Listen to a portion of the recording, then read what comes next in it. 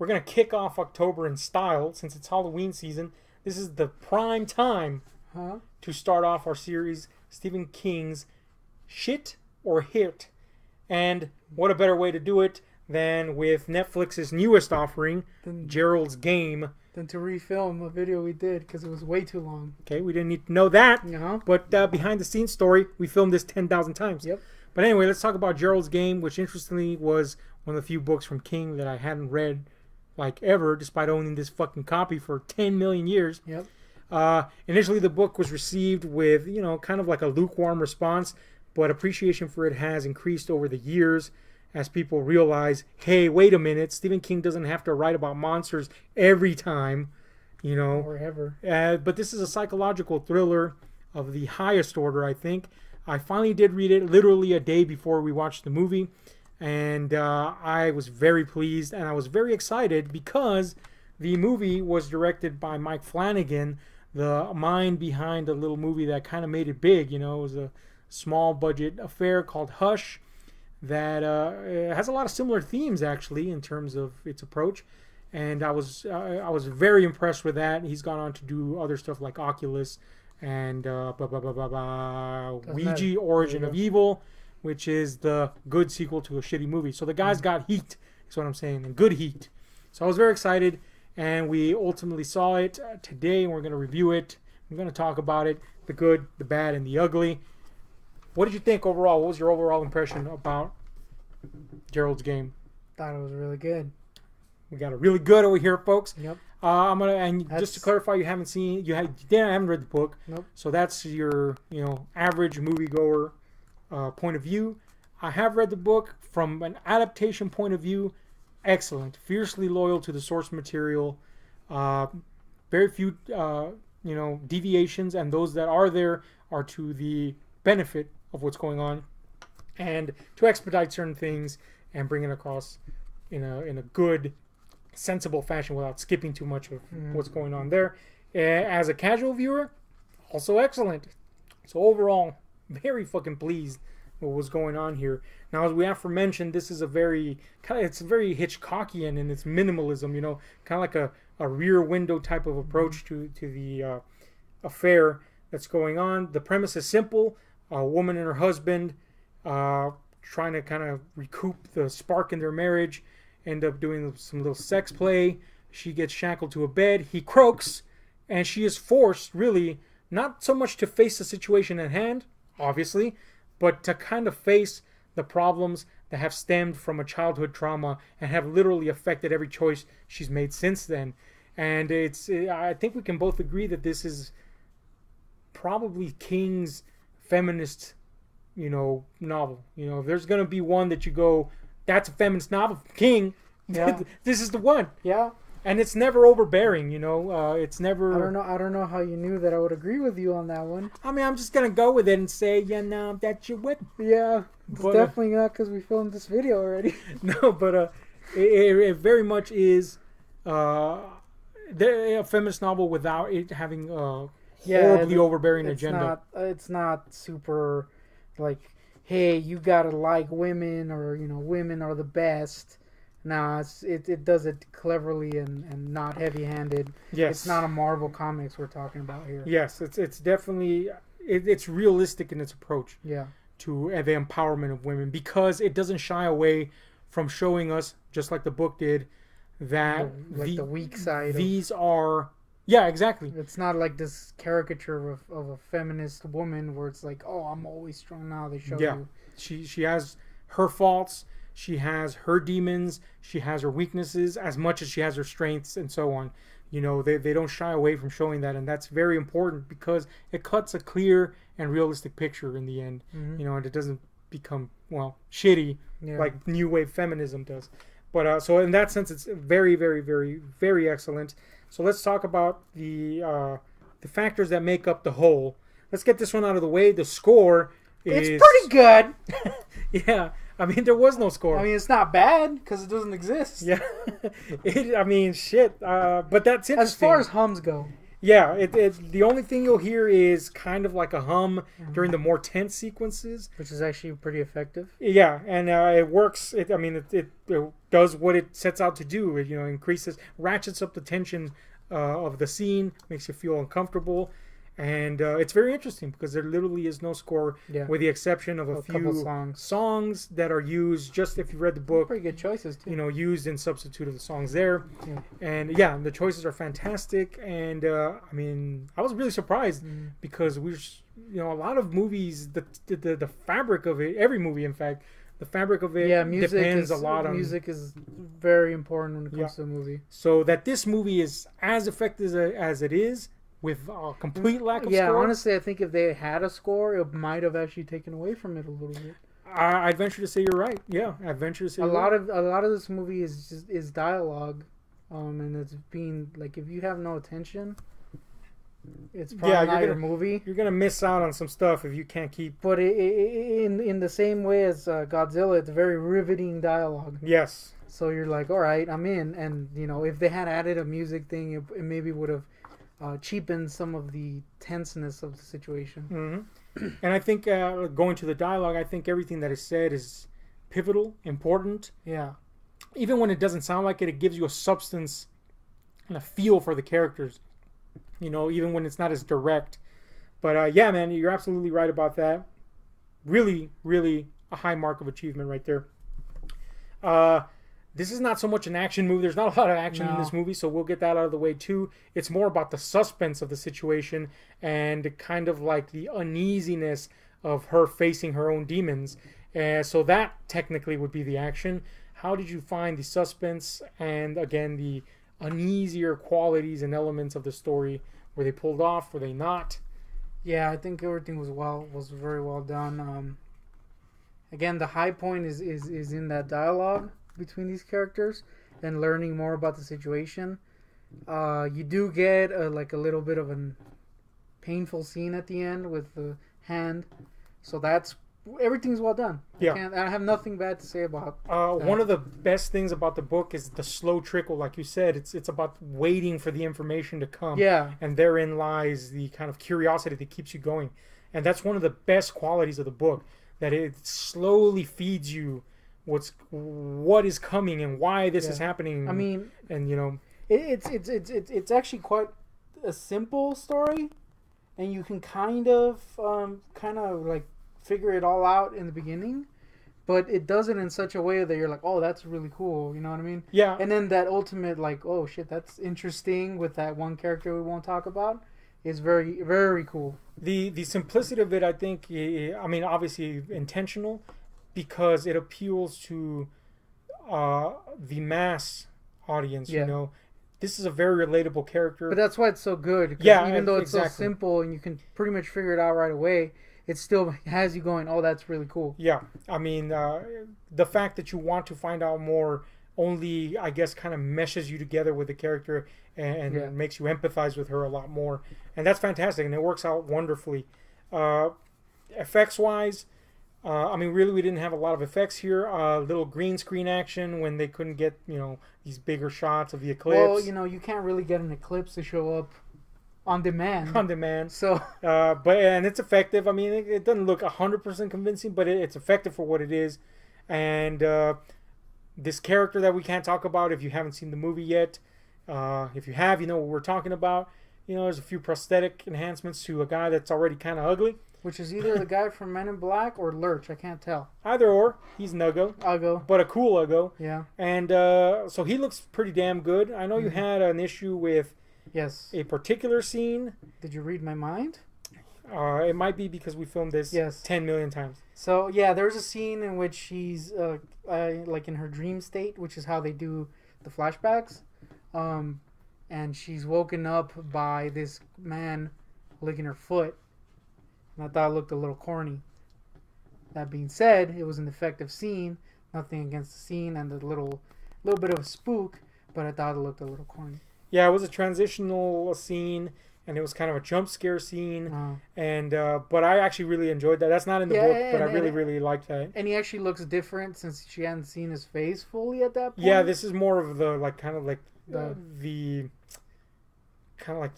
the demon version of her, because she's kind of making this character out to be something of a death avatar. So yeah, but anyway, I mean, we get some gore effects, which, as you said, they're really good. The degloving scene. If you've read the book, you know what we're talking about. If you see the movie, you know what we're talking about. If you haven't, just wait for it. Ouch. Yeah, well, she's handcuffed, so put two and two together. Yeah, you gotta get out of that bastard. That is pretty painful. Yeah. Pretty good a skin effect. I thought. You don't see it for very long, but when it's there, it hurts. Yeah. And it was a pretty freaking grueling scene. Yeah, I mean, it had me clenching the old beehole, so that's good. The old beehole has developed plenty of muscles after watching this film. I don't think that's how beeholes work, but okay. As far as the visuals go, this is a pretty straightforward film. Yeah. Which ultimately, you know, is a benefit to it, because this is a very mundane and very realistic situation that you want to portray. Yes. And so that all contributes to that very effectively. Yeah, you're not going to get any, like, you know, weird lighting or anything. You do get a little bit, but not much. You get some canted angles. You get some interesting edits. Yes, the edits I really liked. But overall, pretty straightforward, you know. And when you do get that stuff, it's to give you a feeling for what's going on. At the beginning, you mentioned when she's having a conversation with Gerald, or Gerald. She's talking to him near her bed. Then he talks to her. Then he responds, and he's at the window, telling her what's going to happen with the neighbors. It's a really good, well done scene. But you know, those cut between those people, you kind of gives you the idea that this is in her head. It's not an actual character, so it's done for a reason. Yeah, and I mean that's fantastic. You know, this is not a style over substance type of approach. This is very, you know, it's for a reason. We're doing this. It has its reason, and it will come to fruition in this way or that. And so it worked fantastically. And I actually thought the eclipse lighting was really effective. Yeah, because it's such a contrast to the straightforward look of the movie, so that when you get into those like kind of dream sequences, it gives it more of a creepy feel. Yeah, definitely. Along with the, you know, it was really well done. Now, the big one to talk about here is character and actors. There's very few characters, and thus very few actors in this movie. And, you know, this is really character-driven, period. I mean, you got a woman strapped to a bed, and she's really talking to herself. Where do you go from there? I could really see this like as a play. Yeah, it really would work. I mean, if Misery worked fantastically as a play, this would definitely work as a play. And they did a fantastic job here. For those of you that read the book, the characters she sees are just her mind speaking to herself. And as is often the case with all of us, we have a character that builds us up, and we have one that tears it down. One that's grounded in realism, one that's a lot more optimistic, etc. And these roles in the book are fulfilled by a character called the Good Wife, her more conservative side, and Ruth Neary, which is a projection of a friend in college she had, which was more of a liberal, free mind. Here they're replaced, fantastic choice, by just a projection of herself, only more assertive and more, you know, sure of herself. Basically like the strong version of her. Yeah, who she wishes she could be. And Gerald is like... And Gerald is the part of you that makes you feel like shit, basically. Yeah, and that really, using Gerald as as the Good Wife was a very good choice, because not only did we get to see a lot more of the background of their relationship by her having conversations with this projection of him, if you will, which, you know, if they hadn't done that, we had to go a roundabout way to do it, like the novel did. And but it also served to emphasize the themes of the roles of women and men in our society, in relationships, and in family, which was a big thing. If you've read the book, you know what I'm talking about. If not, well, the woman had some childhood trauma, which, as aforementioned, affected all her choices in life, and even her being shackled to this bed is a result of that trauma. You know, because she acquiesces to male authority so much, you know. But basically, that trauma is what we're going to talk about, because this is the one character I kind of had some issues with, and that's the father figure, who basically, I wouldn't say molests her in the traditional sense. It's some form of molestation, but this is the only issue I had, and it was that they didn't go whole hog, if you will. They didn't show the that would have been great. No, they didn't go whole hog with the more disturbing aspects of what he did. And I don't mean the molestation aspects. I meant how her father, in the book it's really well established that she is as most girls are, kind of in love with their fathers when they're young. You know, this is the prototype of the man they will eventually marry in a lot of senses, and they do that really well in the book in a manner of, you know, a span of nothingness. It would have cost them nothing to do this in the movie, but they establish that she really loves her father, that young love for a father that a daughter has, and they establish that he loves her. But what makes it so unsettling is her realization that, one, he planned this molestation, and he went out of his way to plan it, and it wasn't a spur of the moment thing as much as she made herself believe, and then ultimately he manipulates her to keep it hidden for so many years.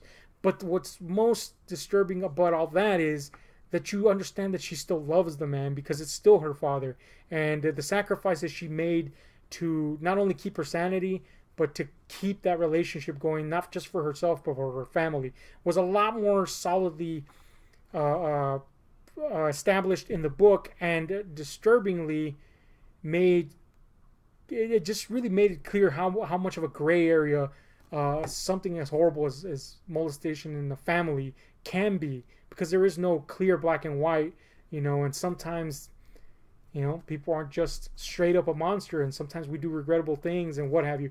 And I just thought maybe that wasn't as well portrayed, but I wasn't unhappy with the way it was portrayed. I think you, as a standard viewer, did you get all that? Was there a little bit less you didn't get? Did you get more of the impression he was just a creep? No, what did you feel? it felt more like it was. It was more. It felt more like a of the moment thing, because, you know, he wasn't even gonna stay there with her. You know what I mean? So it was kind of like of the moment thing. It didn't seem to planned ahead in the movie, at least. And then, you know, when he comes in and tries to talk her into not saying anything, that was creepy. But it felt more of like a desperation, like, oh, I gotta, you know, get this in the wraps type of play, Right. with some creepiness in there, you know, in the way he delivered it. But I thought the moment where, like, he kind of like turned, which I thought was well done in the inner cuts, with his shame, was kind of like reinforced that conclusion I came to. Yeah, ultimately it makes the same point. But yeah, as I said, I really wanted to explore that gray area, but I can understand why not. It's kind of controversial. Yeah, I'm not sure if it would slow down the movie more. It wouldn't. I mean, it really is just literally like in there. I mean, it didn't. It wasn't like this prolonged sequence. It would. That's why I kind of found it strange. But again, understandable that they wouldn't venture into kind of that super risky territory. But overall, the scene was great. I don't know if it was so much the actor portraying the father, or as it was that I just didn't see the full breadth of that or feel the full unnerving impact of that, because it's gut-wrenching in the book. It really feels awful to feel what she felt, and I didn't get that in full force there. But again, still effective. You found it effective. Yeah. So I mean, no big hubbub. Despite the fact that you look like Chandler. Yes. Now, we haven't talked about the one big character here that, I mean, he's really a tertiary character, but he's more of an avatar of death for this woman, and we ultimately find out that there's a lot more substance to him. We won't talk about him too much because it will be ruining the movie, but I thought overall, in comparison with the book, very effective. Pretty much did what he did in the book, and was what he was in the book, and I thought that was pulled off wonderfully. What did you think? I don't want to ruin anything, so yes, I would agree with you. Another character. I thought that scene was actually really, really effective and kind of spooky. Yeah, it really was. I was kind of worried about how they were going to portray this, but they ended up doing it loyal as hell to the book, so very pleased with that. Now, for those of you that read the book, in conclusion, the final portion of this movie is a little bit different. It's the same thing, really, but they've taken out an essential character, which is Gerald's partner at the law firm that helps kind of tidy up the press mess that follows the situation that she's been in, and he kind of helps her with what she eventually does to confront her fears, and he also serves as a kind of way for the author to communicate with us how she's truly moving forward in the sense of relationships with men, you know. And I thought that was kind of, I mean, I understand why they took him out. The same. Yeah, I think the fact that the way they structured the scene, I think would have been not as effective if they had another character doing some talking, because it's basically just her writing this letter. You know what I mean? And it's kind of like showing the stuff that's happened since then. If you have another character and some dialogue in there, it might not have been as effective. Yeah, it kind of works in the same way that when she talks to these, projections of her mind, it kind of works in that way. Only this guy's real, and it helps her kind of anchor reality, and because she's very at odds with his death avatar. That's what we're gonna call him because we don't want to ruin what the hell. But she's very at odds, and what's real and what's not real, she's struggling with, and he helps her with that, and he helps. But ultimately, I think the biggest thing is that it helps show how she's progressed in relationships with men, how she's really moving forward, how she's not just being complacent anymore. She's choosing to be happy, But that all is still said in the movie in a very unique way that makes it kind of more like a pro, woman type of thing, like the strong woman figure. And we get that perfectly succinctly put as she walks towards literally the fucking sun, not setting but rising. The symbolism is heavy and it works perfectly. And I think it was expertly done. Just as a reader, I would have liked that in there, but shit, man, I'm happy as hell. You got Dark Tower, so fuck that. I forgive one character missing. But we're not talking Dark Tower, thankfully. We're talking Gerald's Game. Let's sum it all up. Is this a Stephen King hit or is it Stephen King shit? I think we can all agree it's a pretty big hit. Yeah, this is definitely a hit for me. Surprising coming from Netflix. Yeah, our experiences with Netflix as of late have not been great, but this was good, man. This is a good way to start this series off. Good way to start off October. Tell us what you think. Are we right? Are we wrong? By the way, if you read the book, they actually do keep the Dolores Claiborne thing in there, which is pretty cool, and actually comes off a lot clearer, the meaning of it, which I thought was awesome. But anyway, also got a Cujo reference. A little Cujo reference there. Mm-hmm. But anyway, hit like, subscribe, tell us what you think. Right or wrong? This is Ahab and the Goontick. Sucking Schlong.